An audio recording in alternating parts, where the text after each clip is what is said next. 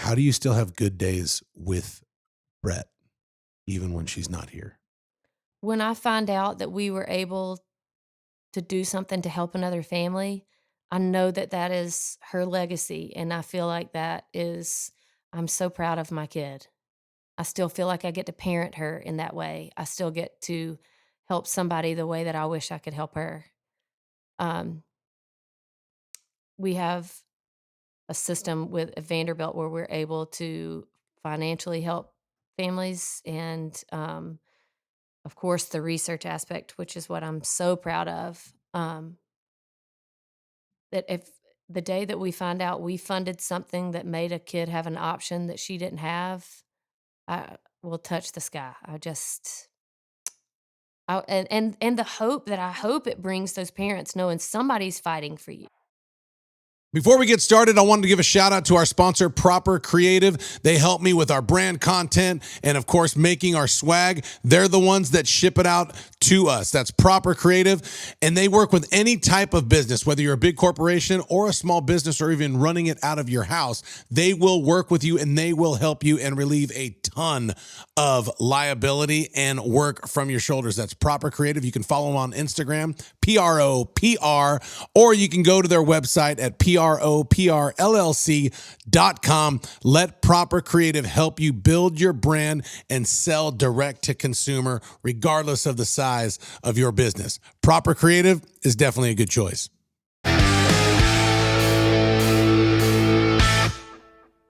Welcome to another week of Level Up with Matt Rogers. I am your host, Matt Rogers. With me, as always, co-EP, the beautiful one himself, Eli Adelman. How are you? I'm good, man. How are you doing? Doing fantastic. Yeah. Like we always say, we have the best guests. If you like what you're seeing, you like what you're hearing, like, subscribe, and share. Today, we are going deep. We have just a great person with us today that knows the struggles of being a mom, being a wife, having a daughter diagnosed in utero with Down syndrome, and then finding out that she had CHD, congenital heart disease. And unfortunately, her daughter passed away in 2017, and she is here to share her story with us. And now, being on the other side, I don't know if you ever really arrive, but we're going to get real today, talking about the struggles of obviously going through that and how she's doing now, how you keep your life together, how you stay positive, how you keep your marriage together, how you hope for a future and that your life could be better tomorrow than it was yesterday. So I am super excited to have with us the founder of the Brett Boyer Foundation, named after her daughter, Brett, who passed away in 2017. Mom, wife, unbelievable person. Ellen Boyer is in the house with us today. Hello. Hello. Thank you so much for having me. Thanks for coming. I'm pumped that you're here. Me too. I met you face to face for the first time about 3 weeks ago. Does that sound right? 3 weeks ago. 3 weeks ago. They were having their gala for the Brett Boyer Foundation. And long story short, code red, they brought me in as the auctioneer and MC, and I'm so glad that you did. You saved us. We're thrilled that you were there. I was so glad to be there. It was so much fun. You just took it, you leveled it up. We leveled it up. No, I was happy. We met through a mutual friend, Jeff Walker. I actually am the payroll guy for your husband's company. Your husband's name is Bo. Yes. Bo is a straight up businessman. Yeah, he's very serious. He's very serious. He was not always so serious, but yeah. But I love him because, like, I always felt I could always tell he had a good heart. Yes. And I like working with people that have heart. But he is a businessman, so it was always hard for me. Not that I have broken through, but it was always hard for me to like break through like the friend barrier. Yeah. When I'm just his payroll guy. And I think his friend Jeff did a good balance of that. Jeff can warm everybody up, right? Jeff can. Yeah. But your husband, I think I've told your husband I love him like 4 or 5 times. I don't know if you've said it back to me yet. Well, I told you earlier, I mean, I had to break him down too. I mean, I just kept pushing until he finally said it back to me. And then I was finally like, are you going to propose or what? Are we moving on or what? Really? Yeah. We dated like 6 years before he proposed. So when did you and Bo meet? We met the night he graduated college at Georgia Southern in Georgia. obviously. Sorry. Georgia Southern Georgia in Southern. Texas. Yeah. In Tennessee. The night he graduated, I always say that God must have known if we had met one day earlier that we would have just fought like cats and dogs or something, because we ran in the same circles. We had all of the same friends. And it was the night he graduated. I was actually singing with Cole Swindell. Really? Yeah. You're a singer. I did not know No, that. I was in college, but I don't do well on stage. I don't know. I may have had a little more courage back then. Really? Yeah. Because you were the highlight of the night at your event. Well, I appreciate you saying that, but it's almost like I feel like I black out when I'm up there. I'll come down and be like, I don't know what I said. Somebody help me. But I'm very uncomfortable up there. I'm a sweaty mess and very anxious. So I'm glad to see that I fooled you up so there. You were singing with Cole Swindell before he was anything then? Oh, yeah. And then we were singing, and I remember spotting Bo out in the crowd, and he was really having a good time. And I was like, gosh, that guy's crazy. I kind of like it. Really? And yeah. So you saw him from the stage? I saw him first. Well, I think he must have saw me first because he was dancing alone at the front. I'm going to stand here and put out the vibe for that singer on stage. We're going to have to come up with a new story for our kids about how we met, but that's the truth. And then, I asked a couple of people who he was, and they introduced us. And then 6 long years later, I finally beat him down until he proposed. Well, so were there sparks that night? Yeah. Okay. Yeah. And were you all bedazzled on stage, or were you just kind of like trying, the girl? And I was really putting it out there. Were you like the girl next door? Kidding. I get on stage in a little summer dress, or do you sparkle it up and I'm glamour glitter? I don't remember what was going on that night. Neither does he. Yeah, he definitely doesn't. It. I was young, dumb, and 21, I guess. So that's awesome. So you met the night of graduation. Mm-hmm. So that night, you guys talk. After that, do you exchange numbers and hey, it's on? Yeah. Okay. We talked. We just talked. We're friends for a little while. I had to break down the friend barrier too, and then. So it sounds like you were. Oh yeah, I went after him. Yeah, for sure. Really? Yeah. You see how he keeps walls up a little bit. So he's still because I see the side of him he's a straight businessman. The most time I talk to him, yeah, it's kind of softened up a little bit since I got in the foundation circle with you guys, for sure. So I think he kind of sees in a different light. Yeah, but I've always been the payroll guy, so we only really had to talk about payroll. But he's a guy he knows what he wants and he asks for it. Yeah. So I'm surprised he wasn't no, you're the one I want. Yeah. Ellen, you're going to. Well, I guess we eventually got to that place, but yeah, I had to really convince him that was what he needed to think. So how did you convince him? I'm just How did that convincing go? That is a distant memory. I don't know. Did you sing a lot? Were you was that the goal to be a singer? Well, I don't know. I just enjoyed it at the time. I was basically a wedding singer. All of my friends were getting married, and I was singing in the bars in college and then singing weddings on the weekends and stuff. So it was just fun. It's crazy how, so we moved to the South from California 5 years ago. So in Cali, and Eli, I was in the Hollywood scene. Cause I'm, from American Idol, I was on but I was like you, I like to sing. I was really good at karaoke night, but I never saw myself as the big star. I don't know if I don't want to put that on you, but I was in the Hollywood scene. So it was almost every man for himself, hosting TV shows and stuff. I move out to Tennessee and everybody is in music together and they all help each other. Yeah. Everyone out here helps each other. Oh yeah. It wasn't like that in Cali. So you went to the same school as Cole Swindell? Yeah. Me and Bo, Caroline, my sister-in-law, Luke, Cole, who all else? So for the Dallas listeners, Davidson, who's Caroline, who's Luke? Because they don't really know. Bo's sister, my husband's sister, is Mm-hmm. Caroline Bryan, and she's married to Luke Bryan. So there are in-laws. So that night, did you know that was? No, I hadn't met Caroline then. And we were in the same was she sorority, with Luke but at the time? I don't know. I don't know if I think they were dating again then, but they started dating her freshman year of college. She's 4 years older than me. And so she had just graduated when I got So she's older than Bo too. Mm-hmm. Okay. Bo's the baby of 3. Okay. Mm-hmm.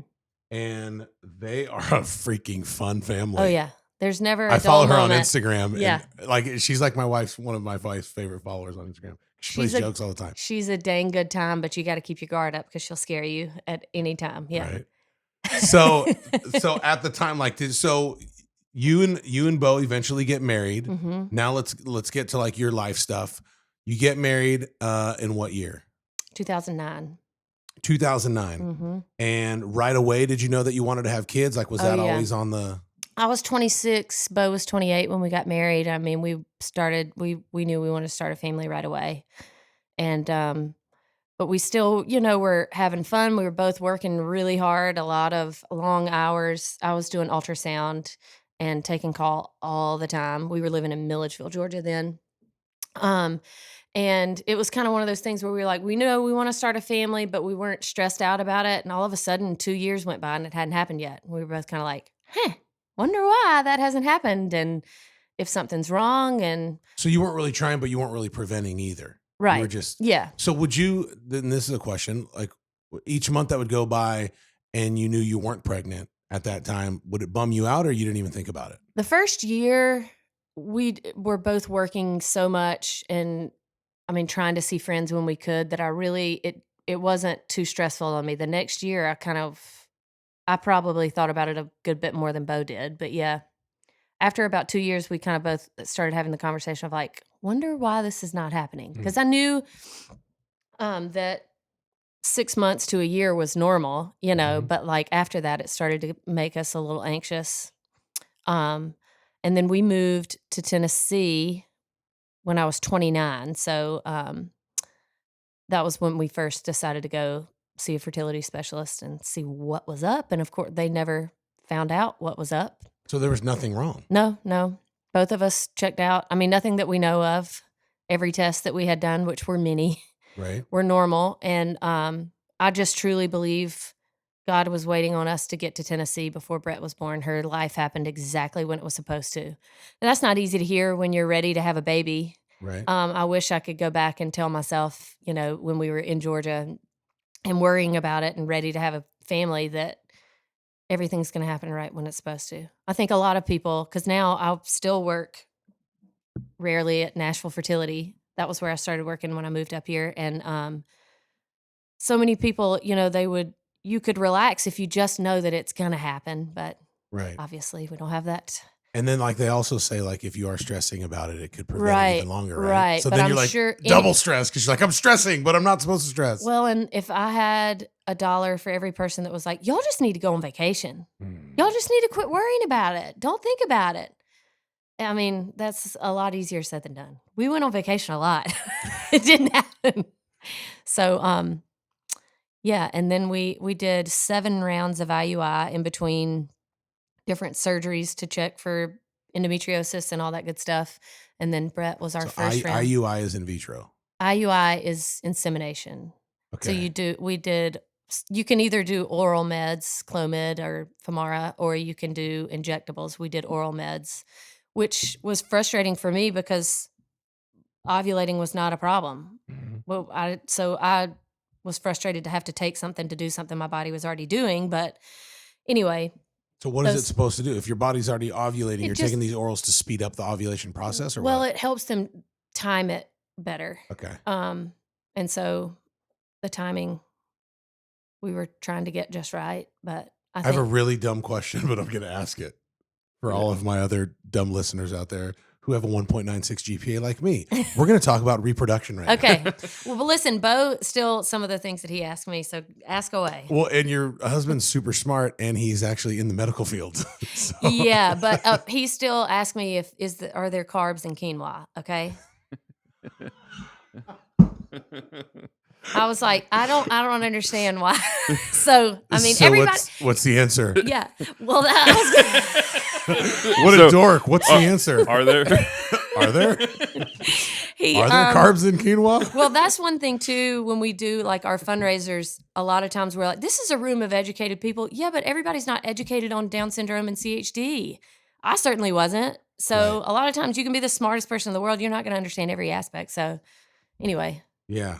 Which leads me to a question I'm going to get to. I don't want to jump ahead of myself. Back to the reproduction of the human life. I do want to know. So this is a really dumb question, but I'm going to ask you: can you only get pregnant in a certain window. So like, let's just say you're ovulating from the 15th to the 17th. If you have sex from the 1st to the 14th, is it impossible to get pregnant? I worked in the OB/ER and have scanned people that have no idea when the heck it could have happened. So, I mean, I think all things are possible, Right. but different people ovulate at different days of the month. And so I think that it usually can. That's probably not a question I should answer because I don't think I know the appropriate like medical term. That's I all right. think it's like, so this part's probably if you're wondering where to cut. But my uneducated, I think that it can be like 3 days before and 3 days after Okay. that the egg can still get, yeah. When we were trying, I just told my wife she was ovulating every day. Yeah. So, I mean, well, it's like- well, I thought that was go- the safe go try bet. that. Yeah. I'm doing this for you, babe. Yeah. I'm doing this for you. Okay, so back to the seriousness. So you take the oral meds to get on the timing schedule. It Mhm. obviously worked out because you became pregnant, right? Not with IUI. We did IVF. So What's the IUI, difference? the benefit of IUI for people that don't have any or have no known reason is that if possibly there's like a cervical stenosis or a blockage to keep sperm from getting where it needs to get, that would bypass some of those issues. Like I said, it didn't work out for us, but I truly believe Brett's life happened exactly when it was supposed to, and you can do everything that medical, advances have to offer, but I mean, her life was planned just like mine and yours, and that gave me peace about moving forward with it because a lot of the things, when you really sit down, a lot of people nobody wants to go through fertility treatment. You want Right. it to happen on its own. I sure wish that money had been applied to my mortgage, but Mhm. um, the benefits of IUI is there's insemination so there's several different ways that can bypass things that are not working correctly, So and then in vitro, they go and retrieve your eggs. The sperm and egg meet in outside of the uterus, and And then once they put they're 'em a back blast, in. yep, once they're so an you got embryo, pregnant from IVF, IVF. in vitro, yep. So they took it out, inseminated them, put them back in. Mm-hmm. That whole process from start to finish, when you started taking orals to the end, it was probably extremely expensive, right? Oh yeah, Brett's round cost $30,000. 30,000. Now, is this something your insurance pays for, or you N- all got to come up with it? No, we had to come up with it, and Wow. but now there's a lot of people that their insurance does cover some. Okay, well that's good. Mm-hmm. So let's talk about Brett, your daughter. You found out that you were pregnant with her when? I found out I was pregnant with her the day before Thanksgiving, 2015. Okay, Um, obviously a very joyous day. oh, it was wonderful, but it was all, um, of course, with IVF, they're checking your levels so often. Everything from right off the bat it's positive, but your numbers are not quite as high as we wanted. And Brett, we did transfer two embryos on day 3, which is not really what they don't do fresh transfers very often anymore. Mhm. But we transferred 2 and my numbers up. So it was positive, but my HCG levels were not quite as high as they wanted. So they were like, congratulations, but keep your guard up. Which means what? Congratulations, but you might lose the baby. Well, they just they wanted to see that my numbers would double by the next blood draw. And did they? They did, like, But I know right? it was just constantly like Well, that the whole time. is it almost tough to enjoy the pregnancy under that? Yeah, I mean, in hindsight now, I wish I could have just gone back and said, "I'll take what good news you give me." Like, Right. That's and such a good point and because try to thrive in it. I don't know. I remember when my mom battled cancer for a long, long time, and she got to the point. And my mom was a very spirit-filled woman, believe in God, and she got to a point where she was like, "Just tell me the good news and the progress when I come in. I don't want Yeah. you to tell me anything bad. I don't want to fill my mind with any negativity because Yeah. I'm standing on the promise of God." Yeah. And I'm walking out this journey, even though it might look like challenges and hell around me. I want to focus and renew my mind on the promise of God. Only tell me what I want to hear. Yeah. So that's such a good point. Like Yeah. for people going through stuff, like sometimes you gotta, for lack of better terms, get the hell out Yeah. and just let the heaven in and Yes. walk in there, right? For sure. So For sure. did you ever like, so you wish you would have went back and said, just tell me the good stuff? Cause it's almost hard to enjoy the good with all the, Yeah, but I do see that early in the pregnancy, you don't want to be blindsided if things don't go well. So I right. understand, and it's your medical information. They feel like they have to give it to you as far as this is what we traditionally see with these numbers. Mm-hmm. So we'll relax a little more when we see them double. And it was like I think that they double or like almost got there to where they're like, we still feel better about this number. Mm-hmm. So that was when I was like 5 weeks. And then we went in for our first ultrasound at 6 weeks, and there were 2 sacs.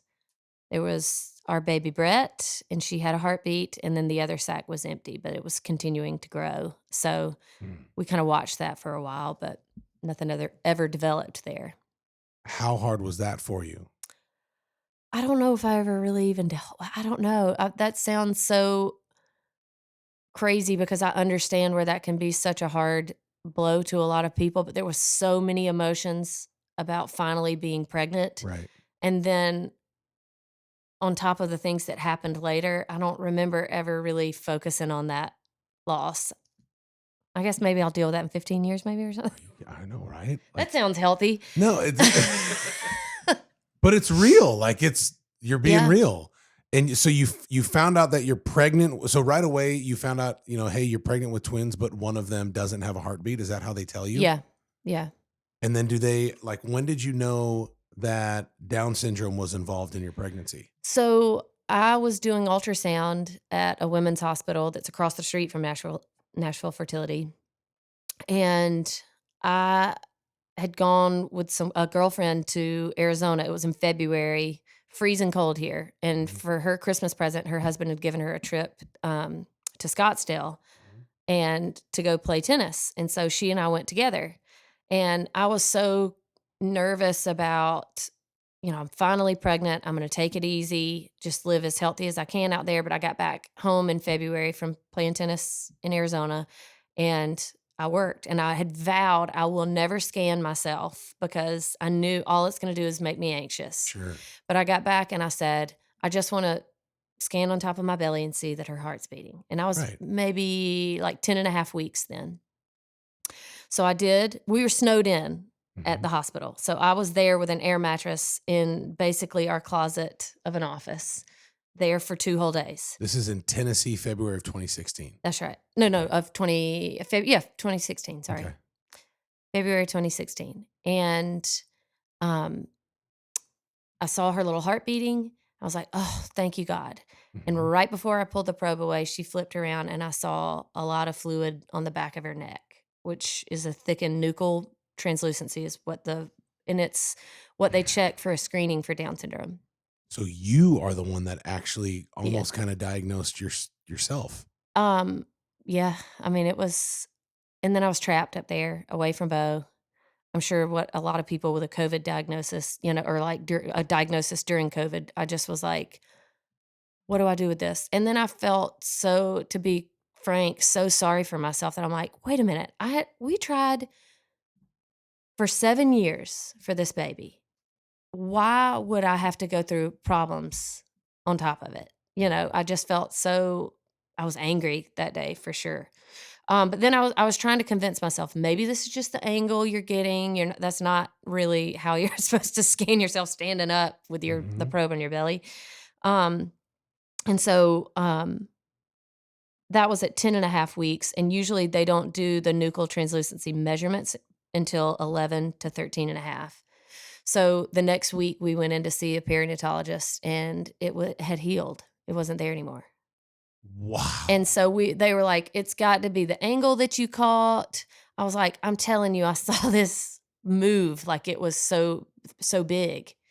They were like, "But just because you saw it and that can be a marker for Down syndrome, we're going to draw your blood to do the harmony screening, which is like they actually test the chromosomes through my blood, through the Mhm. mother's blood. A lot of people do that just to tell gender, but it's really to check for any kind of genetic chromosomal abnormalities. At this point, it's a girl, right? No. Oh, you don't know it's a Mm-mm. girl. Mm-mm. Okay. Did you not want to find out or did you want to know? Um, Bo and I hadn't really talked about it. I knew because I did ultrasound that I would look Right? whether he asked me to or not. But I think we had planned to kind of wait until a little further. I had no plans to do any kind of genetic screening, really. Um, in hindsight, I am glad that we had time to prepare. Mhm. Um, but how much worry that it caused during the pregnancy, I kind of wish I had just enjoyed. How Just I yeah. felt so good, the best I've ever felt when I was pregnant with her. Wow. And so I wish I had just kind of thrived in that, but we did have time to prepare, which I do appreciate. Mhm. But um yeah, so they drew my blood, but the doctor was like, her nuchal is normal now, so I fully expect these results to be normal. I use normal with quotation marks because what does that even mean? Sure. Like I said, I don't believe that people with Down syndrome, a lot of times people will say they have an extra chromosome. I think we're just missing one. So cool. I mean, so I heard you say it d for the first time at your event. I'd never heard that before. yeah, I mean, there's so much joy there. I wish that my life perspective was the way that a lot of those people are. I Yeah. mean, they're all individuals, so all of them think differently just like we do, but their stresses seem to be a lot more prioritized than mine are. So Yep. but yeah, my blood work came back and it did show a high risk for Down syndrome. Mhm. But because everything else looked normal, they thought perhaps that was the twin that we had lost because that placenta was forming. And that's really the blood that they're checking is the So do you placental. still have 2 sacks inside of you at this point? Yeah, but the second one was very, very small then. So they knew, So do we they just let the knew. reproductive system flush it out? Mhm. Okay. And so anyway, then they ask about an amnio. I really just didn't wanna go that route. I was just so nervous about losing her to begin with, Mm. and Bo and I'd really just been committed to her from the beginning. So we kind of pushed forward, and then at about 19 weeks, I had a screening that is the AFP screening. I don't they do it traditionally, they do it now at 19 weeks, but it's not the gold standard for Down syndrome screening now. I think it's more for, like, neural tube defects, but Is every morning that you go and today's the day we go for another test, is it just it was pins and agony. yeah, It like, was are you agony. not sleeping the night before? And And, I like, I what are you doing personally? Are you praying? Are you reading the Bible? Are you crying? Are you all of talking to your husband? all What of the above, all of the above. I really did not get emotional a whole lot. There was a lot of I was fiercely protective of her. Um, there are maybe 3 times that I remember having a big time fall apart while I was pregnant, and after now having 2 typical kids, I see that that was normal. I cried more with Lottie than I did with Brett for sure. But I was so jealous of the people that are like, "We're going for our ultrasound today. I'm so right? excited. Nothing could be wrong." Which, I love that for them. I wish everybody felt that Right. way, but it was agony for me. I was It is anticipating the worst news ever I know each because time. we found out that, that Sam, our daughter, had it in utero, and you feel bad because you're going in with just so much heaviness, and then you Yeah. see those young, "Oh, we're so happy," and you're like, "Eh, Yeah. good for you." Yeah. It's tough. Um, okay, so keep going, I'm sorry. No, you're good. So the AFP screening that we had at 19 weeks came back at very low risk for any chromosomal abnormalities. Wow. So there was this time of relief that we thought, "Oh, she's fine. Maybe this was just all, a fluke, or maybe that's why the other pregnancy didn't continue." Um, and then at my ultrasound at 20 weeks, we saw her heart defect, and we thought at the time it was just an ASD, Which um, means what? an atrial septal defect, and Wh that's a defect in the between the 2 atrium of the heart, which is a very common heart defect, but it's not specific to Down syndrome. Um, in hindsight, that should have been my other cue, but then when we went back for another fetal echo, they diagnosed her with an AV canal defect, which is It's very common with kids with Down syndrome. 50% of kids with Down syndrome have a heart defect. And of those 50% of kids with a heart defect that have Down syndrome, 50% of those have an AV canal. And so that was really our, you know what, very highly probable that she has Down syndrome. And we were, So let me ask you this for a lack of better terms. Forgive me if I say this incorrectly, but I don't know how else to say it. 50% of kids with Down syndrome have a heart condition. have a heart defect. Of Yep. those 50% that have the heart condition, 50% of those have a canal. AV canal. Yep. Is AV canal extra bad? I mean, actually, the statistics that they gave us is 97% of the time they do awesome. They survive, go on. They'll be a cardiac patient or cardiology patient for the rest of their life, but a lot of times their appointments are every year. Or managed by medication. Now, they always have to have open heart surgery to correct it. Mm-hmm. I use the term correct very loosely because that's all parents with CHD get a tick when you say that we correct her heart's been healed. It's never normal. Mm-hmm. It's just good enough to be, to live another day. Right. And there's not enough research to really show what does this mean long term? How long before we have, valve insufficiency? A lot of kids, there's just a lot, it's a lot more complex when you see a kid running around that they've had open heart surgery and you think, oh, well, they're running around, they're great. Sure. There's no remission. We don't know, what it means for them. But thankfully, 97% of kids with an AV canal can usually have one surgical intervention and just get further and further out and only have to have yearly checkups. So at this point, you know Brett has Down syndrome. You also know Brett has a heart challenge. Are you devastated? Are you optimistic? What's your mental state at this point? To be honest, at that appointment, I cried when I knew that they were going to have to do open heart surgery. But in my mind, we can fix her heart. I can't fix Down syndrome, I was so focused on the wrong diagnosis. I mean, Down syndrome is nothing that needs to be fixed. It was the biggest blessing of my life. Because why? Oh, I can't even describe it to you. It's one of those things I had so many parents tell me, you'll look back on this diagnosis and you'll know what I'm talking about. It's a fraternity that, it's truly a gift. It's the biggest gift of my life. And I don't really even know how to put it into words. It's kind of like my relationship with God. All I can do is tell you that there's a joy here that wasn't there before. And the families that I've met that we're bound through Down syndrome, I'm closer to them than I am of some of my closest friends. There's a bond there that right. Some of them we haven't even met in person. It's just I would do anything for them and their children. And just seeing the joy and all of the wonderful things that people with Down syndrome bring to our lives, our country, our communities. Oh, it's just changed me for the better. I'll never stop thanking God for that diagnosis. Wow. And it's hard. Like, I'll hear of people getting a diagnosis now, and I'll have to remind myself, don't overwhelm them, Ellen, don't overwhelm them. Mm-hmm. Because there definitely was a time, there's a family that's local here, Lucy Hatcher and Tommy Goodgame. Tommy passed away this past year, but they have a daughter who has Down syndrome, who I think is my age. Mm-hmm. And I remember I was pregnant with Brett, and we went to a birthday party where they were there. And Tommy was so happy for us. He and Bo have hunted together. They're friends with Luke too. And mm-hmm.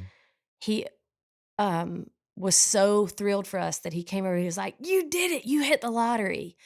And I remember being at a place. Is it bittersweet to hear people say that? Like, that was really hard for me when I was pregnant. Because you almost kind of feel like, now I want to congratulate me on something that I'm hurting on, right? Or no? Well, in some ways, I was craving somebody telling me congratulations because people felt sorry for me. And that is a very unwelcome feeling for me. I don't feel sorry for anybody that gets a Down syndrome diagnosis now. Before she was born, I did. I didn't understand. And you think, oh, they're going to have a challenge. So does every child, Right. you know? Our challenges are different. Yeah. And on the backside, I mean, even our perinatologist that gave us the diagnosis, I'm so sorry to tell you this, which made us feel like there was something we should be sorry for. You know, I understand it's hard to hear, but this is not the end of the world. It's not a grave diagnosis. And I understand that children with Down syndrome have challenges physically, you know, and cognitively sometimes, but we don't tell people who are expecting a typical child, hey, they may fail math class. Right. Because you don't know. Yeah. You don't know until that person's here what they're capable of. You don't know, are they going to be the meanest kid in class?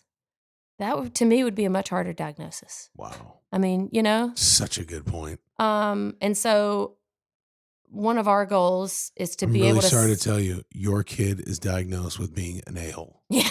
Like, and there's how many people do we want to say that to? Not a great cure. You're gonna try. And there's no cure. I mean, like, let's call it what it is. Oh my gosh. Okay. One of the goals that Bo and I definitely talk about is, and one of my friends that lives in California now that her daughter's 2 weeks younger than Brett, they're going to talk to a group of medical students about how they received their diagnosis and what they wish they had said. Like when you come in and are like, I am so sorry, to somebody that doesn't understand, they're going to feel like this is awful. And what do you wish was said to you? I wish that somebody had said, I understand this is not what you were prepared to hear. There are resources and there is support and you are going to be okay. When we finally met with the genetic counselor at Vanderbilt, oh, he changed my perspective completely. He said he has a kid that has special needs. He doesn't have Down syndrome, but he was a head of Down syndrome clinic. So he knows these kids and you could feel his joy for us without overwhelming us. He said, do you have other children? And when we said, no, she's our first, do you have cousins?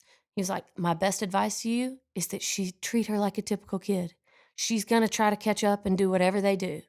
And he was like, the best part is that they're going to benefit from her more than she ever benefits from them. I want to freaking cry, I know, dude. I'm telling you. And I remember looking at Bo and I was like, she's going to be fine. We're all going to be better because of her. And we are. Was it tough for him being the man receiving this news? He was a solid rock. You'll have to get him to tell you. I'll tell it for him. But there you go. The day that we got that blood test back early, he went for a run and he said he was so angry and he had music playing and he was like, God, why would you do this after all that we have gone through to get pregnant? And he said, my girl came on his playlist. And he said, that's it. She's my, I know, I've never told anybody else that story. Bo tells it usually, but he said, she's my kid. I mean, what else is there? I asked for one and you gave her to us. And so. Is that the day? And I learned this 3 weeks ago, being at your foundation event, is Bo, your husband, started calling Brett, your daughter, the queen bee. That's right. Is that the day that happened? That's the day that happened because they told us we think she has Down syndrome. And I knew that with the genetic screening, they knew her gender. And so I said, well, I mean, I had to ask because it was like, boom, bad news, bad news, bad news. I'm so sorry. I'm so sorry. I was like, well, do you know if she's a boy or if it's a boy or a girl? They were, oh, yeah, it's a girl. And it just kind of, I was like, okay. I had her name picked out in high school. And so I was like. You had the name Brett picked out in high school? I did. For a girl. Yeah. I've never heard a girl named Brett. There was a girl that went to a rival high school that was this. I mean, I really didn't know her well. She was this sweet, cute girl. And I loved her name. That's cool. And then Bo's grandmother is Sadie, and she's the sweetest woman to ever walk the earth. So we knew it was going to be Sadie Brett. And so when we found that out, he came home. He was like, from his run, and he was like, let's go. Let's do it. This is the queen bee. She's on the way. And then. Were you like, whoa, what happened on your run? I know. Yeah, he didn't tell me for a while. I mean, like a while later. But. So, and just to catch the audience up, so that queen bee has a strong impact on the foundation because the logo, if you will, Yes, for the Brett Boyer Foundation is a bee, right? A it's a bumblebee. bee. That's right. Can you kind of So explain that? we were calling her the queen bee, and when we planned our baby shower for her, Bo was suggesting that we had like a Beyonce party. And he's like, "Move over, Beyonce. There's a new queen bee in town," and which is pretty witty for him. I mean, he's normally pretty straight and narrow, so Yeah. that was. But we called her that, and then when she was born, yellow was just her color. Even when she was really sick, if I had her bed dressed in yellow, she just looked so great. And so, um, we were always called her that, the queen bee. And then after she passed away, um, Caroline, my sister-in-law, created this barn of rescue animals, Brett's Barn, and out there's just bumblebees everywhere. And so we just felt like it was no coincidence that was her and our sign from God that she's happy and with him. And when we started talking about the foundation and creating a logo together, I also had saved this. I had this saved in my phone as like my wallpaper on my phone. It was aerodynamically, the bumblebee shouldn't be able to fly, but nobody ever told the bumblebee that, so it just keeps on flying anyway. And I was like, that's it. That's what we need. I mean, that's her legacy. Quit letting people set limitations on you before you're born or after you're here. You do what you were created to do. The night I was with you guys and I read that, like it struck a chord with me. You know, the bumblebee, it's the design of the bumblebee, the wings are so small and the body's so big that the scientifically it's not supposed to be able to fly. But my buddy Rex Crane said its purpose overrides its design. Its destiny overrides its design. So then when I like that night, when I read all that, it's like I had that. I'm like, dude, you guys are so freaking awesome. Like that, it all just ties together. And I think that we all, I mean, I certainly feel like I was somewhat asleep before she was born because I feel like we were created to do more than we think we're capable of. But Bo and I remind ourselves that God does not call the qualified, he qualifies the called. Amen.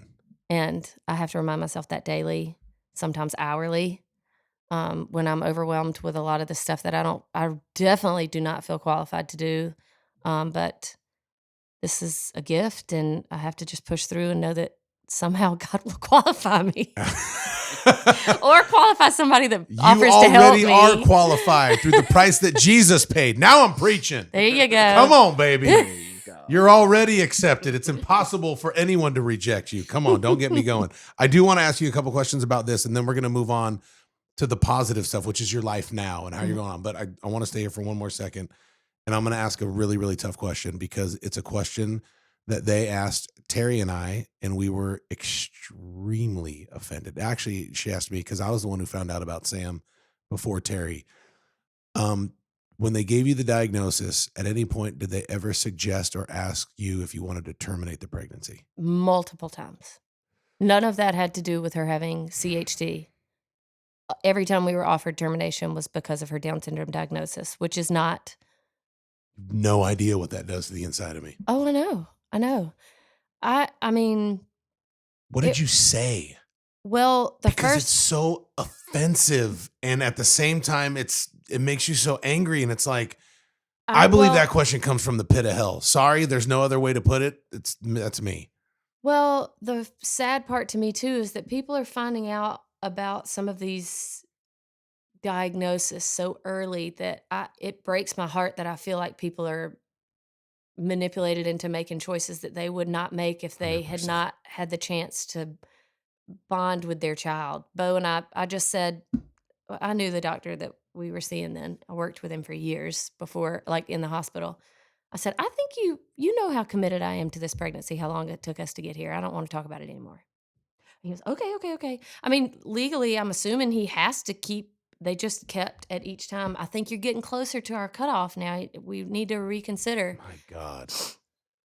And Because then what they don't see is, I mean, look at Brett now today. She's been passed away for over 3 years, but look at what her life is doing for other I people. I can't bear the thought of what we would have robbed, I mean, not only our family, but the world really.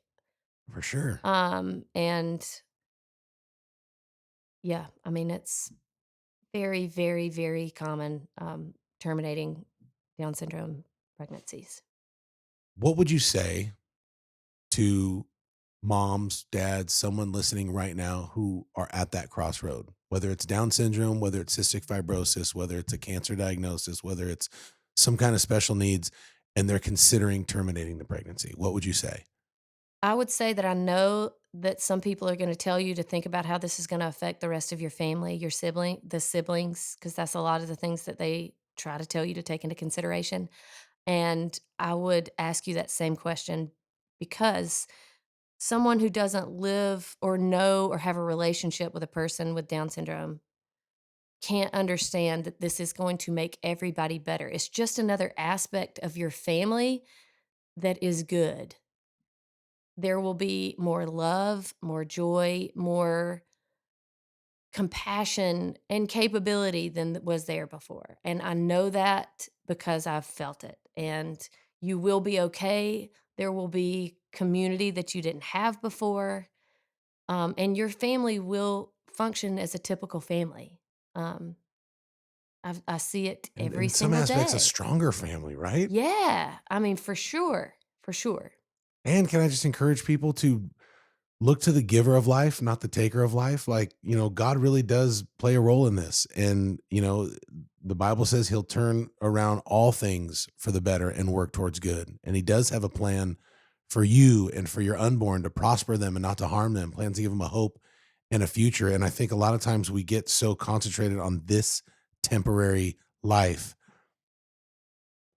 And like when I think about your daughter, the eternal effect that she's had, even though she's not here anymore, like that I saw firsthand 3 weeks ago, it's like you never know what is going on behind the scenes of what God is doing. So I would just encourage people to choose life because that's the side that the Lord is on always. Let me ask you this. How important is your faith to you? Because you've mentioned it quite a few times in this, since we've been talking. Um, I mean, I feel like it's the only way that I'm able to speak a declarative sentence after everything that we've seen. I've been a believer my whole life. I grew up in church, um, was baptized when I was 12, and but I really feel like Brett took my relationship with God. I mean, she took us, Bo and I both, to another level of love and of faith for sure. I I've told this story to everybody, but the day she passed away, I physically felt his hand on my shoulder. Wow. We stepped out of the room, and I just remember thinking, I'm never gonna be okay again, which some days I still wonder, because I feel like sometimes I'm constantly known as the grieving mother, but I felt Really? You feel that way? I Or are you known that way as the constantly grieving mother? Why did you say that? I just wonder, like a lot of times, a lot of things that I share are heavy because they're things that we can help with. And I feel like it needs to be talked about. But Mhm. I don't know. Like I was saying about people feeling that feeling after a diagnosis of people feeling sorry for you. That's just so, I don't like that feeling. So I have like, It's like, I I don't don't want your want for pity. people to, yeah. And I don't so, need your pity. right. Well, so what's the difference? Because my wife and I talked about this a lot. Is she was very hesitant when she was going through her stuff with, after the diagnosis, even after Sam was born. It was almost tough for her to get close to other people because she would always assume like, well, the only reason they're doing this is because they feel bad for me or they feel sorry for me, and I don't want their pity. So how can people, people who are listening that know of a friend or a family member who's going through what you're going through, how can they get close to them? How can they support? Because regardless of how you slice it, people do feel bad for you, and it Yeah, comes from a yeah, genuine yeah, place, right? yeah, and truly, I mean, with a CHD diagnosis, nobody wants their kid to have open heart surgery. I mean, that's what we're pushing for is maybe to find ways that we can make there be a cure that doesn't involve that. But I mean, it's very traumatic and on everybody. But I would say the things, especially with a Down syndrome diagnosis, congratulations. You've hit the Mhm. lottery. We're in your corner and we're part of your team.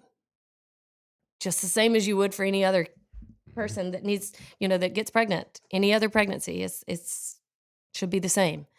Um, and then with a CHD diagnosis, just reminding people your support system's here. I mean, we're gonna join arms with you and fight for better tomorrows for your kid and all the ones that come behind them.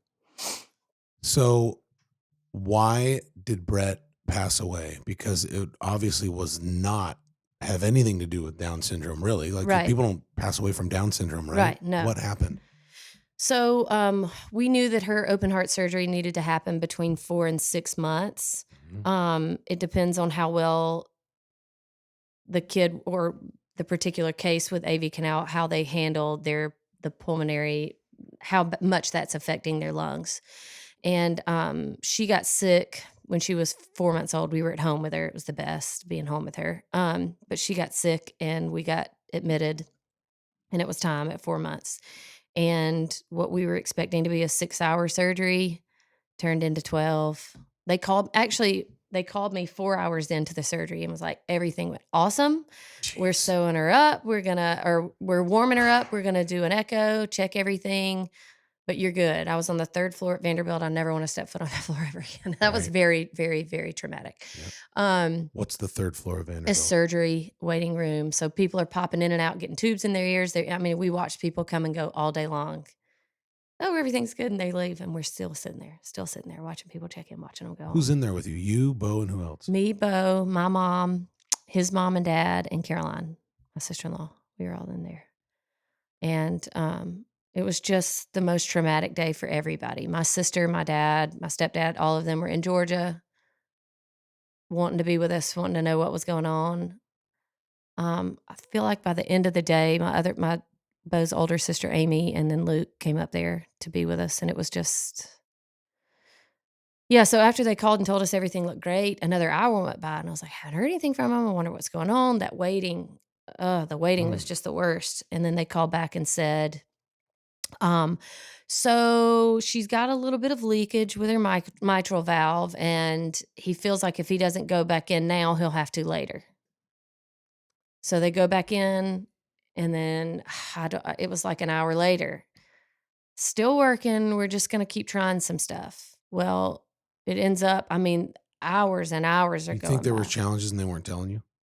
Well, I think the more their valves, the way that our surgeon who's on our board now, we love him and his wife, they're just wonderful people, but, he said that the valves on a newborn or Brett's size heart is about the size of a walnut, and or no, that's when they're in utero.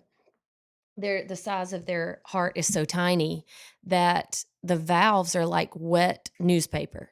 Mhm. So every time, to be able to put a suture in that will hold a lot of the things that they use in surgery were not created to work for children because the funding is not there. Which is a key driving force of your foundation, correct? Exactly. Exactly.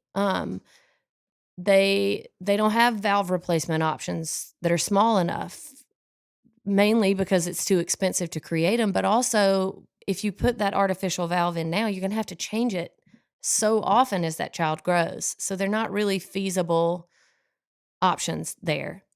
But I think from my understanding of what happened that day, the more that they tried to make that valve stronger, the worse it got. Mm. And she ended up coming out of surgery completely unrepaired, removing everything, and she was on ECMO, which is the highest form of life support.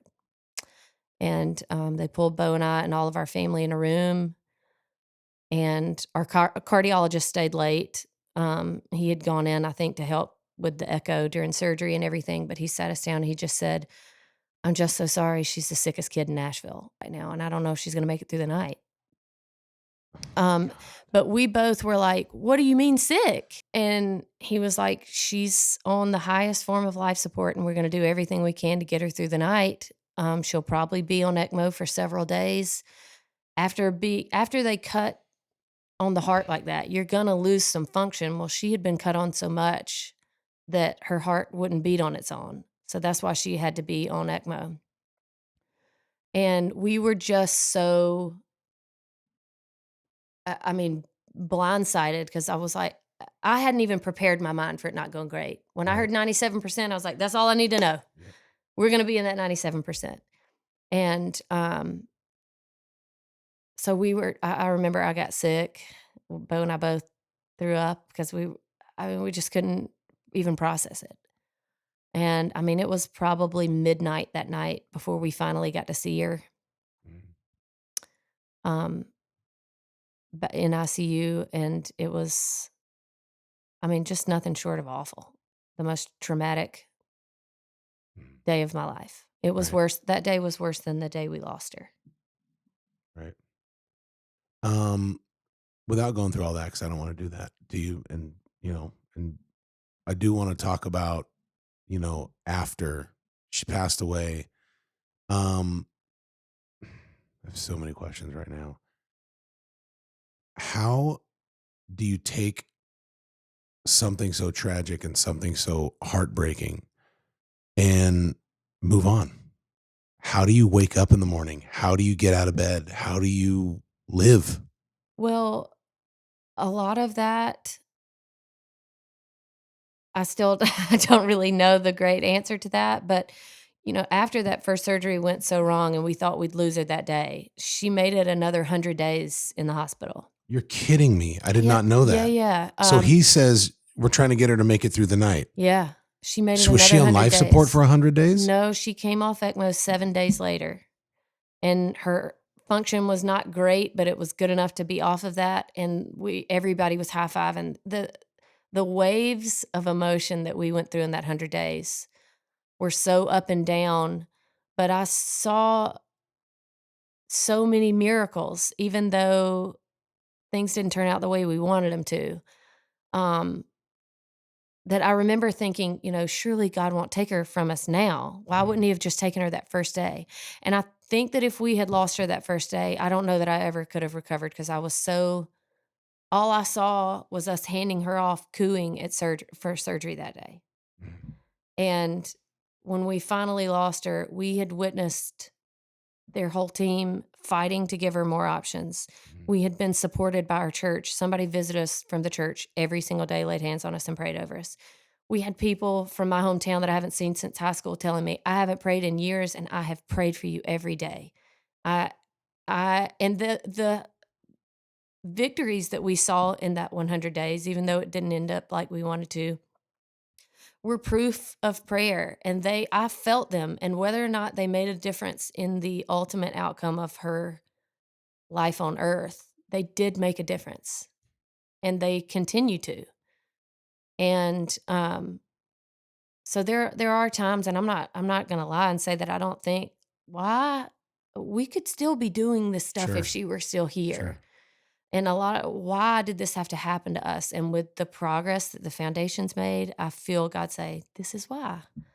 You couldn't do this if she were still here. There is something that I will never understand on this side of heaven, Mhm. but I do get to catch a glimpse of it to be able to push forward. I think there's something so attractive about real Christians in Eli like this, that when they pray for something and it doesn't happen the way that they prayed for, the way that they believed, the way that they expected God to meet their needs, but yet they still have faith and they still push through. I just think there's something so endearing and attractive about that, that, you know what? I do still have a lot of questions, and I do have a handful of things to ask you when I get there, and I don't understand it, but I know that you're still for me. I know that you're still working things out to my good. I don't understand it, and a lot of times I don't even like it, Yeah. but I trust you. And I think Yeah. that there's a huge difference between faith in God and trust in God. In the hospital room and throughout that whole process, I believe you guys were operating in faith. And then now being on the other side, you just have trust in God. What is something that happened that you could maybe mention through that, that that God heard your prayer, that miracles happen? Well, and this still happens where I mean, just like I told you, the way that the heaviness of when I tell her story, first of all, is such a gift to be able to say her name. Uh, Grieving parents everywhere, I think, would agree. People stop asking about or saying, "I think of your child all the time," because they don't wanna make anybody upset. It's like Mhm. you think you're gonna remind them of something that they're not thinking of constantly, you know? Right. But it is not lost on me what a gift it is that with the foundation, I get to talk about her every time anytime I want to. So you really do like that. You Oh, love it. yeah. It's harder for Bo. We've grieved, differently. He still wants to talk about her in safe places, Right. um, but like after the gala and having to tell her story there, and I'm sure from here, I'll just have a day that I'm just mad and I'm sad, and I'll realize this is this coming out from, talking Mhm. about that. But I'll pray for peace, and God gives it to me the next morning. It is new mercy in the morning. And every time that I'll hear of a family losing their kid from CHD or for any reason, of course, I just pray that mercy for them when they wake up in the morning and that they'll know where it comes from. Who's who's the hero for you in all this? Not Bo. Who was your go-to that encouraged you, that called you? Like, if you had to name one, and I know that, everyone's like, "Oh, there's so many people I need to thank." Who's the one superstar that you would highlight that was there for you through this time? My best friend Keller, I just got home from her house yesterday. She and several of my dear friends are throwing a fundraiser for us in Savannah. Mhm. Um, she's one of those that she can tell me to suck it up, and I'll be like, "You're right. All right. Really? Thank you. I needed that today." But it's funny because if somebody else said it, I'd be like, "Can you believe she said that to Right. me?" But there's been several times that she's like, "You're just gonna have to suck it up and get through today, and we'll cry about it tomorrow. Do you understand?" I'm like, "You're right." Such a good friend. But then if she heard somebody else say it to me, I think she'd beat them up in the parking lot. Yeah, like But she's the friend that gets to say that's that. Jim's wife. Her name's Allison, but her maiden name is Keller. I've called her that since Oh, yeah. college. Jim, you and Jim were throwing dice together. Dude, that is a fun Yeah, crew. yeah, I like Jim too because yeah, he's got balls of steel and yeah. he says stuff when it needs to be said. I like they've that guy. they've I want to be their friends too. Tell yeah. them I'm looking if they want to be my friend. Okay. Yeah, I'm looking. I'm shopping. But there were just I feel like I mean, she dropped everything and flew here for major days. They live in, like I said, in Savannah, so it wasn't so easy for her to be up here. But we talked 10 When did times. she become your friend? College? Mm-hmm. Okay. We were in the same sorority. That group of girls, What sorority were you in? 80 Pi. 80 Pi. I don't have a derogatory slang for that one. My wife was a Pi Phi. I call her a Pi Phi put out. But and then there's alpha fees. We call them all for frees. Oh my I God. don't have one for you.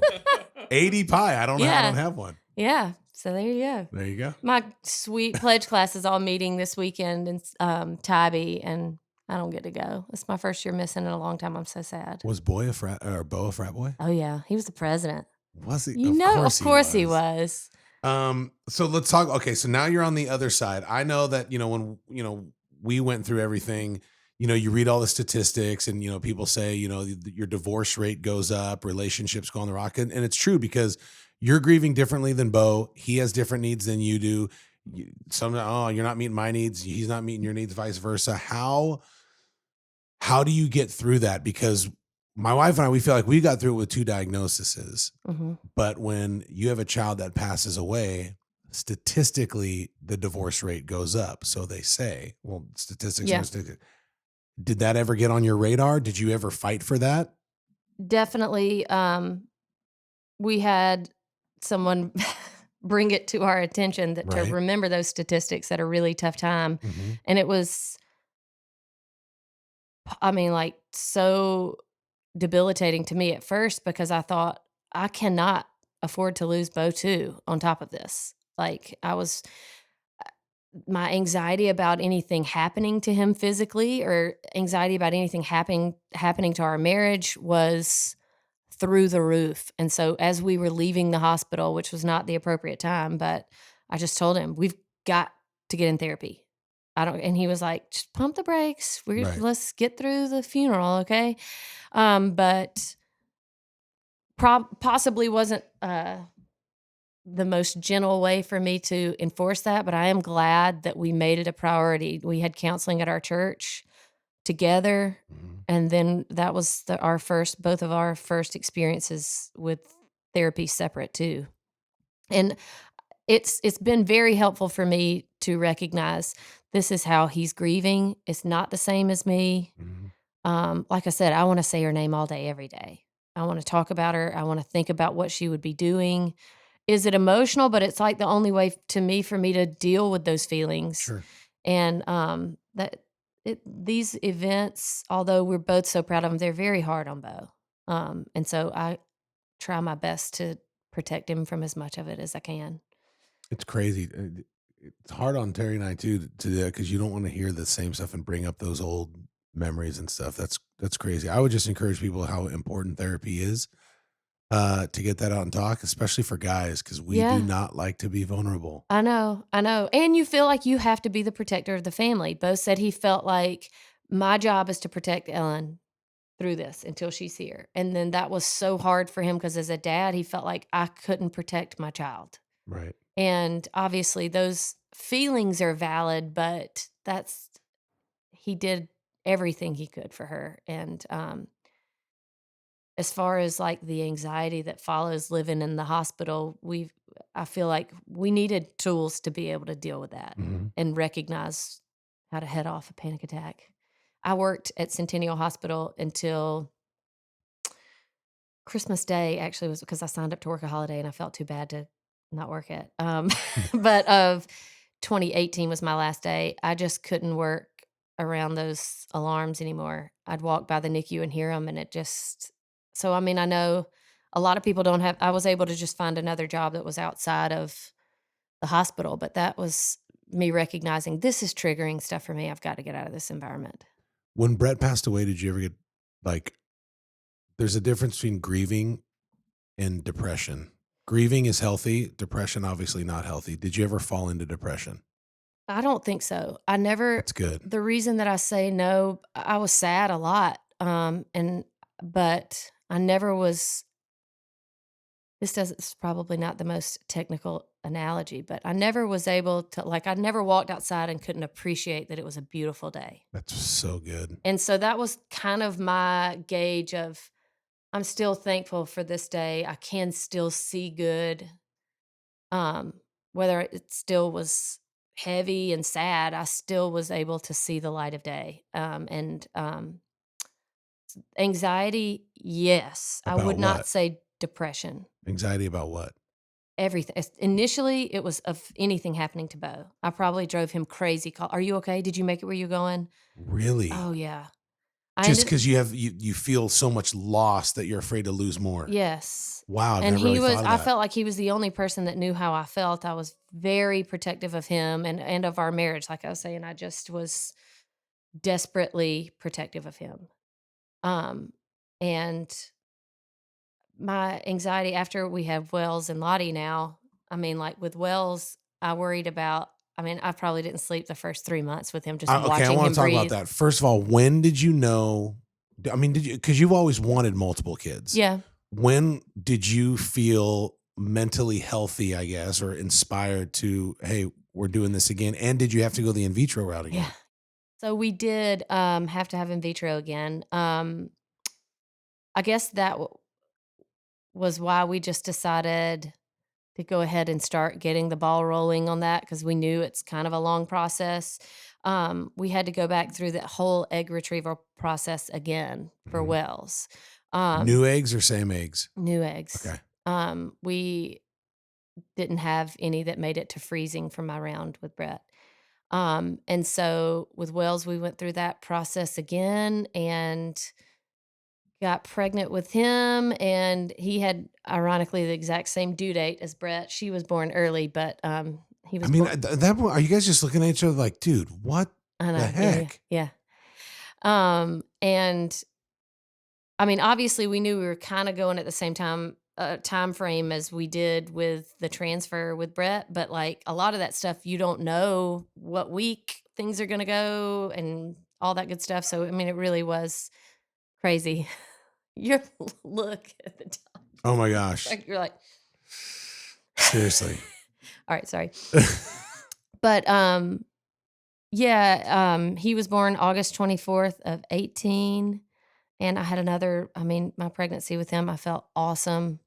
The anxiety of going back for another, like, he had a full cardiac workup was Because do they say your odds of all that stuff goes up?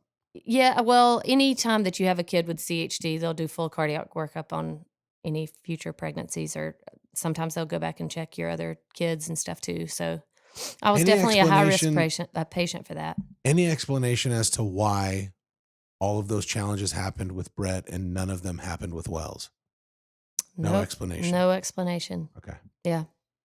And then Wells, and I'm sure that process was Wells's pregnancy more enjoyable You know, for you or more it was. stressful? There was anxiety that I don't remember. Like, I think that was just brought on through our whole process, but I really can't complain about a thing. I felt great. Um, don't recommend delivering in August. It is hot. But other than that, it was beautiful. And he's been the sweetest kid. That's so great. And how old is he now? He's 2.5. He'll be 3 in August. And then let's talk about Lottie. And Lottie is 12 weeks. Tomorrow, she'll be 12 weeks old. Let's go. Yes. Same process, in vitro, Same everything? process. I did not have to go through egg retrieval again this time. She was on ice. So weird. But Healthy pregnancy, no healthy challenges, pregnancy, everything? no challenges. I definitely felt older this time, but it's because I am. But I can't complain about a thing. Easiest C-section recovery I've ever had. And She's was Wells C-section as well? Mm-hmm. Okay. Mm-hmm. Was Brett C-section as Brett well? was an emergency C-section. So And then once you have one, you got to do one every time, right? You don't have to. They told me I would have been a good candidate for a VBAC with Wells, because the reason we had to have an emergency C-section with her was because of her heart. So it wasn't like I wasn't making progress. But we just really were like, you know what? If I come in labor, we'll talk about it. But if not, I want to be the lowest risk patient in the history of low risk patients here. I told my OBGYN, I was like, I want you to forget I'm pregnant and be like, God, I forgot. You were so easy. And she did. It was good. Yeah. Same doctors? No, I had a different doctor every time. So with Brett, we delivered at Vanderbilt, which is a teaching hospital. Mhm. And Bo and I joked that I think whoever did my C-section, because it all happened so fast, I don't remember, but I know they looked 12 years old and they had just stopped studying a book. She was born July 8th. The new students come up July 1st. So I don't know what number C-section I was for that child. Holy smokes. But they were fresh out the book. And everybody was wonderful, but it was Right. still like, now in hindsight, I'm older and I think I would have been like, whoa, when you say doctor. Did you say we're not going back to Vandy? We're going somewhere else for this one? Well, no, it wasn't that. We had a great experience. I just really needed a change in scenery. We Sure. still went back. Their cardiology department, from the children's hospital aspect, I will forever be indebted to them and love their team and support their team forever. But Right. for delivery was in the main hospital, and I just had traumatic memories, and it wasn't anything that had gone wrong. We wanted chill. So we delivered Wells and Lottie both at Centennial. It was so wonderful. So, Brett passed away 4 years ago now, right? Mhm. Do the hard days get better, get easier? Do you still have them? Do you still It's have days where you're like, I'm not getting out of bed today, or not like that? I just got kind of some now obligations where I can't. But it's just different. It's just different. I definitely have more happier days. Any parent that's experienced a loss and is in a fog, I do pray it gets better for them, as it has for us. It has definitely been more manageable, but there's still aspects of it that I think society, or maybe that's something I put up pressure on myself. You think you're supposed to get over it, and you're never gonna get over it, Right. you But it know. does change. But it does change. How do you have, I don't know why I feel led to ask this question, but I do. How do you still have good days with Brett, even when she's not here? When Because I I'm sure you do. when I find out that we were able to do something to help another family, I know that that is her legacy, and I feel like I'm so proud of my kid. I still feel like I get to parent her in that way. I still get to help somebody the way that I wish I could help her. Um, we have a system with at Vanderbilt where we're able to financially help families and, of course, the research aspect, which is what I'm so proud of. That if the day that we find out we funded something that made a kid have an option that she didn't have, I will touch the sky. And the hope that I hope it brings those parents knowing somebody's fighting for you. Sure. Because even though I thought I knew a little something about CHD, I was clueless of the aspects of clinic visits, open heart surgeries, how many x-rays, how much heaviness, and then the polarizing feeling of, "Oh, your kid's fine," because it's not visible. If their shirt is on, their scars are covered, and you have no idea what that kid and what those parents have gone through. And every time I think we were talking about how traumatic ultrasounds were for me. Mhm. Even when their kid's in a great space, it's forever that they're terrified of the bad news. And a lot of people go on with their life knowing, "Oh, this kid's doing great." And that's part of the mental health aspect that Bo and I really want to push to be accepted for. Our goal is for every hospital, you get a CHD diagnosis, you meet with your cardiologist, you meet with your surgeon, and you meet with your mental health specialist. Just like you need your blood pressure checked, you Mhm. need to talk to somebody because you can fight through, you can be the toughest person ever. It's going to come out. And if we can give you the tools, why wouldn't you use it? But I mean, the social workers at Vanderbilt are tremendous. I love them.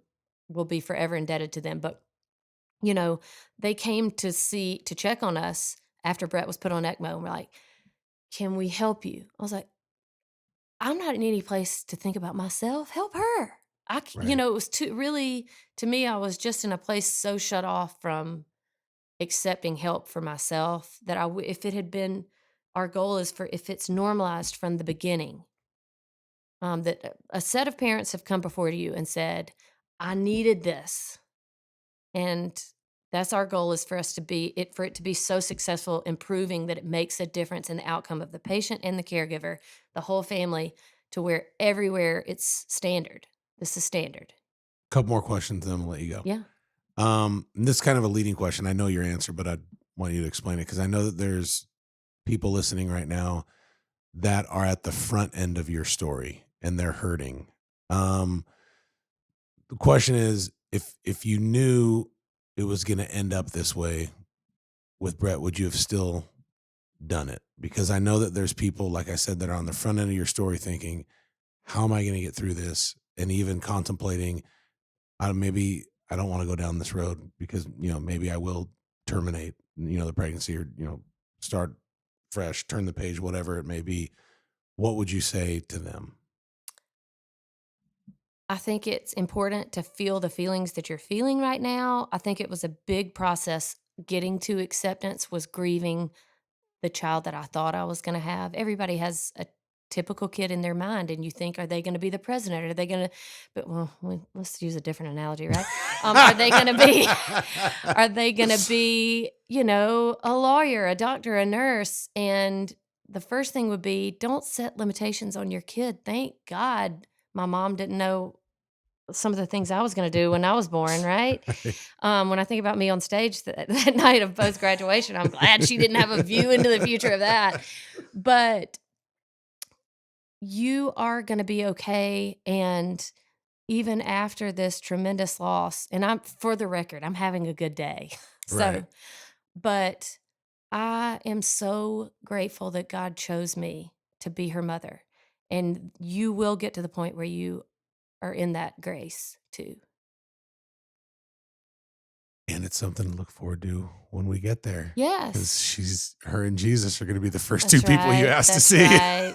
I feel like Bo and I just have this sassy little blonde, curly-haired, blue-eyed girl in our mind, and a lot of times we just think of, like, "How old will she be when we get there?" Hmm. I know that I'll know her. I think about it all the time. I just have dreams of that day, and although obviously I want to be here and experience the joys of seeing her legacy live on and being here for my other 2 children and seeing them grow up, I just, I do look forward to that day for sure. You are awesome. You're such a great person. I'm so glad that I met you a few I'm weeks ago, so and I'm glad glad I we know met your you husband too. and your family. Um, how can people follow you, support the Brett Boyer Foundation? How can they get involved? So we are hopefully, COVID took a big little pause on our Mm, progress of being able to get places for people to be involved. But our website is thebrettboyerfoundation.org. We're under the Brett Boyer Foundation on Facebook, and we're at Bright for Brett on Instagram. Um, our goal is to spread awareness of CHD, spread the love of Down syndrome, and to offer hope through both diagnosis. Um, we always welcome any donations that help us fund CHD research, which is severely underfunded. But join us in educating yourself on what a blessing a Down syndrome diagnosis is. If you do not have somebody that you're close with that has Down syndrome, I encourage you to brighten your life and expand your horizons, and it will bless your heart and mind more than I can say. that is so awesome. And I know that you have blessed people by being on this. Thank you so Oh, much thanks for for having coming on, me. honestly, and sharing your story, because you Yeah. said before you've only done this one other time. Yeah. So me and the golden beard man over here feel very Yeah. honored to have you. I'm So honored good. to be here. Yeah. Thank you so Yeah. much. And so there you have it. I follow you guys on Instagram, and you post cool stuff. And obviously you guys have unbelievable, fun, awesome events, and it's all going towards a great cause, changing people's lives. Thank I you. love being a part of something that actually has a tangible impact on people's Yes. lives and saving lives. So you do. Thank you so much for coming. Thank you for tuning in today, for listening, whether it's Spotify, Apple Podcast, YouTube. We're on what? Every platform out there now, right? Yeah. Eli, you're the best. Anywhere. You do a really good job, man. Thanks, man. Appreciate it. And we need you to do a good job by liking, subscribing, and sharing. No brainer that today's show could help a lot of people who are going through any challenges. And to hear Ellen's story, I think there's something really cool about someone who's been through the fire and has come out on the other side. And that's her, and that's her story. And Brett's story lives on and continues to inspire and make an impact, which is such a cool, like, unfathomable thing to think about, that the way that God works and uses destiny. So share this with somebody. And of course, we would personally appreciate it if you gave us a rating, 5-star. And just thank you for another week of Level Up. My name is Matt Rogers, and I appreciate you listening.